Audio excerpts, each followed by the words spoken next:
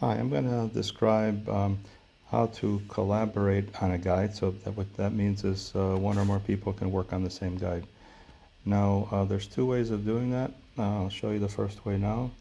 Basically, you take a guide that you own and you edit the guide info, and then you provide, you give copy permissions to somebody. Let's say, I'm not actually going to do it. You would hit the check mark there on the upper right corner. I'm not actually going to do it. I'm just going to talk you through it. So now we've made a copy. So now the person that you've made a copy to, or that you've allowed to make copies, is going to see that on their list. They're going to download it, and now they have a copy of your guide. And now they make their changes, and they can click the save button, and then basically they're so now you have two different versions. And if once that person that you gave copy permission to is happy with the changes, they can then do the same thing, give copy permission back to the original person, and then we go from there. So the downside to this approach is that you're always making copies, and you're not really modifying the original version. Well, the owner can modify the original version, but the person that's collaborating is only modifying a copy of it.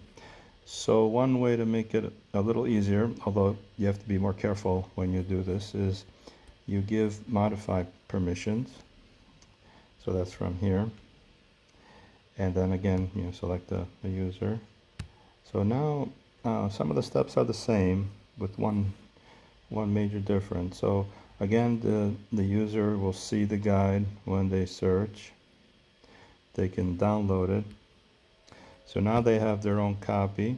They still would make changes to their copy, but what they should do is, the very first change they should make is this. They should do edit home screen, and then they can say guide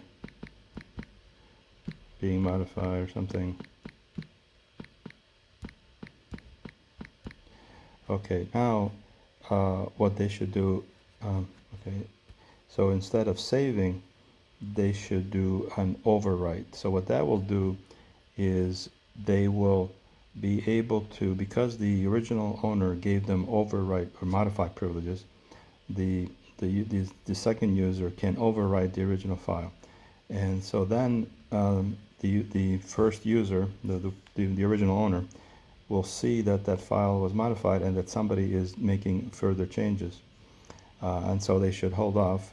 When the second user is done, they should go and make the final change, remove the warning, and do a final overwrite.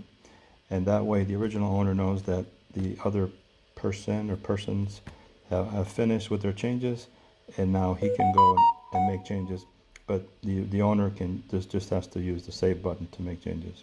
So it's a little easier, but there's some protocol you have to follow to make sure you don't overwrite each other's changes.